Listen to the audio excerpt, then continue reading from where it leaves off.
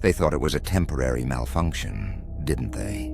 A minor tremor in their perfectly manicured, utterly fragile little world. They watched you walk away, and you could practically hear that internal, self-congratulatory chuckle. The condescending, dismissive little sound that says, "Oh, they'll be back. They always come back. The gravity of our importance is too strong." They assumed you were just a piece of the furniture, a structural element they could safely neglect, maybe even kick a little, knowing it would remain stubbornly, pathetically in place. But darling, some of us aren't furniture. We're the load-bearing column, the fault line, and the detonation cord, all rolled into one beautiful, chaotic package. And they never calculated that you wouldn't just leave their toxic sandbox. You took the entire beach with you. That moment, the one they replay in their heads every night at 3 a.m., it wasn't you simply exiting a bad situation.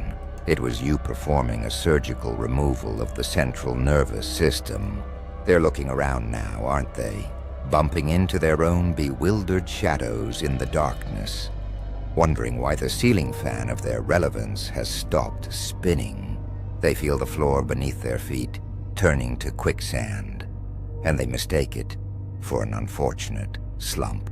They're wrong. It's not a slump. It's a structural implosion, and you, my dear, were the architect of the void. You didn't just turn your back. You pulled the pin on a well-worn, custom-made, beautifully polished grenade that you'd been carrying for years, and you tossed it over your shoulder without a second glance. The explosion wasn't a flash of light and noise. That would have been too merciful, too clean. No, this is far better. This is a slow-motion, catastrophic unraveling, played out in the stark, silent spotlight of your absence. They get a front-row seat to the masterpiece of their own destruction, and they can't even admit they're watching. They treated you like a convenient, disposable utility, didn't they? The unpaid translator who converted their incoherent, self-serving word salad into something the rest of the world could mistakenly consume as wisdom. The tireless scaffolding that made their dilapidated personality look like a respectable tower. The silent editor who scrubbed the cruelty from their actions and presented it as tough love or eccentricity. They looked at their dysfunctional existence and thought they were functional. But you were the alchemist, transmuting their lead-heavy damage into golden opportunities, their noise pollution into an almost tolerable song. And now they've lost the dictionary, the blueprints, and the conductor. They're standing in the middle of their own self-constructed circus, speaking in tongues and wondering why the audience is fleeing. Without your stabilizing filter, their true selves are finally, hilariously, and catastrophically exposed. Think of it in the only language they truly understand. Economics. Their entire world, their status, their perceived worth, their social capital. It was all an economy built on the currency of your energy, and you were subsidizing their entire damn existence. Your encouragement paid for their confidence. Your emotional labor covered their maintenance costs. Your mere presence acted as a blanket insurance policy, protecting their pathetic reputation.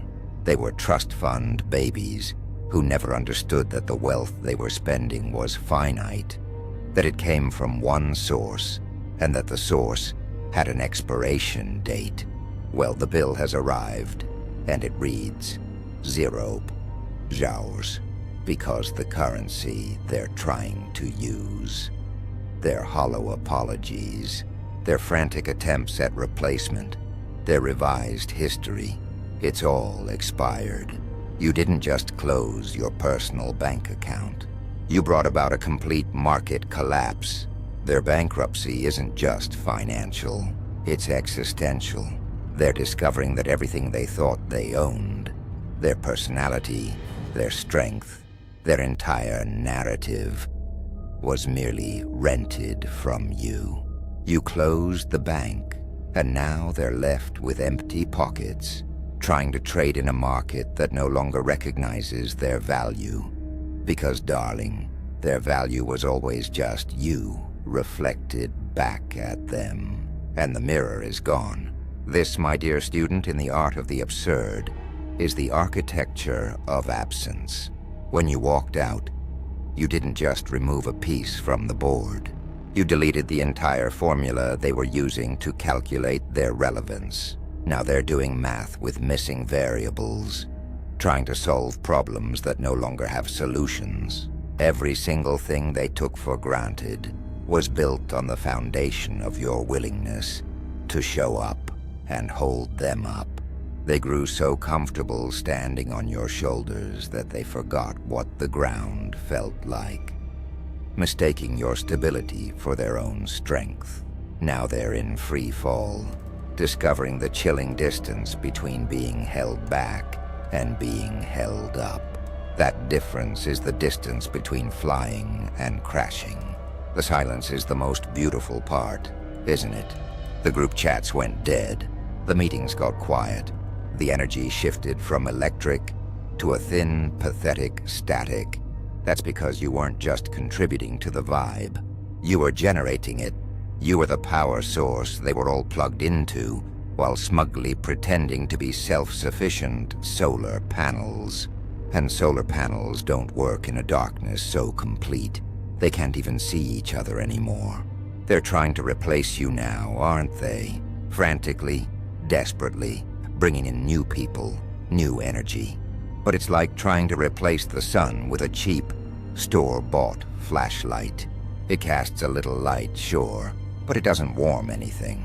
It doesn't grow anything. It just illuminates their mediocrity and reminds them of the incandescent illumination you used to provide, which somehow, from a distance, made their pathetic efforts look like excellence.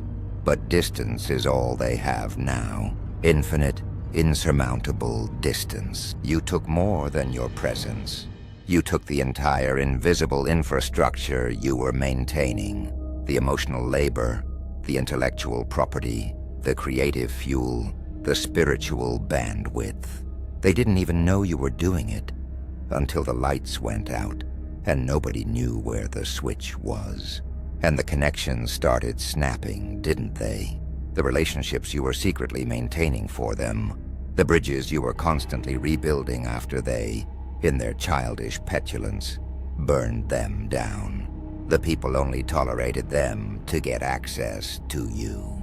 Now that you're gone, the room they thought was full of friends is empty, and they're left with the horrifying realization that they were only ever surrounded by an audience for the show you were putting on. They're looking at their achievements, their highlights, and they're suffocating on their own revision of history, trying to delete the foundation, to Photoshop out the skeleton, to remove the oxygen from the air and pretend they're still breathing. They were playing checkers while you were playing chess. But let's be more precise. They were playing a trivial, predictable game while you were building the entire casino. And when you left, you didn't just forfeit the game. You took the house, the walls, the ceiling, the floor, the dealer, and every single chip. The house only wins when the house exists. And baby, you were the house. They're watching now, going through the motions, shadowboxing with ghosts, celebrating empty victories, claiming hollow crowns, because a game without stakes is just adults playing pretend. And that's what they are now, children in grown bodies, enacting a sad, repetitive pantomime in a world that stopped being real the moment you stopped participating in their fiction. Right now, while you're living a life too rich and full to waste time on their existence, They're having emergency meetings about your absence, strategy sessions on how to fill the void, crisis management over the hemorrhage that won't stop. They're trying to apply emotional band-aids to severed arteries, wondering why everything feels like it's dying. The projects are failing, aren't they? The plans are falling apart. The momentum is gone because you weren't just a contributor. You were the catalyst, the enzyme that made all their pathetic reactions possible. Without you, they're just stale ingredients sitting in a bowl, refusing to become anything more than the sum of their profoundly underwhelming parts. They're realizing, far too late, that you were load-bearing, and that removing you wasn't like taking out furniture. It was like removing a central support beam, and now the ceiling is cracking. And here is the ultimate, delicious joke. You are not watching them fall. You're not tracking their decline on social media. You're not asking mutual friends for updates. You've moved on so completely that their collapse is no longer even entertainment to you. It's just background noise, and this, my friend, is what truly haunts them at 3 in the morning.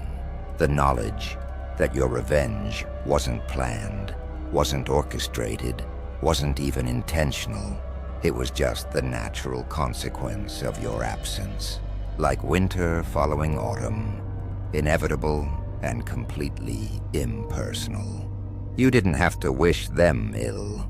You simply had to leave and let physics handle the rest. Let gravity do what gravity does to things that have no foundation. They're still checking, aren't they? Hoping to see some sign that leaving was hard for you. Some evidence that they mattered enough to miss. But all they see is you, thriving, flourishing, blooming in ways they never permitted when you were there. And it's not performative. It's just what happens when poison stops flowing through your veins. Your best revenge is simply being yourself without them.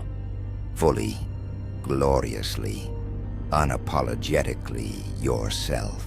And every day you spend not thinking about them is another day they spend thinking about nothing else but you. They are haunted now. Haunted by the ghost of what could have been if they had just recognized the catastrophic engine of power they possessed in you. The worst part for them is knowing they did this to themselves.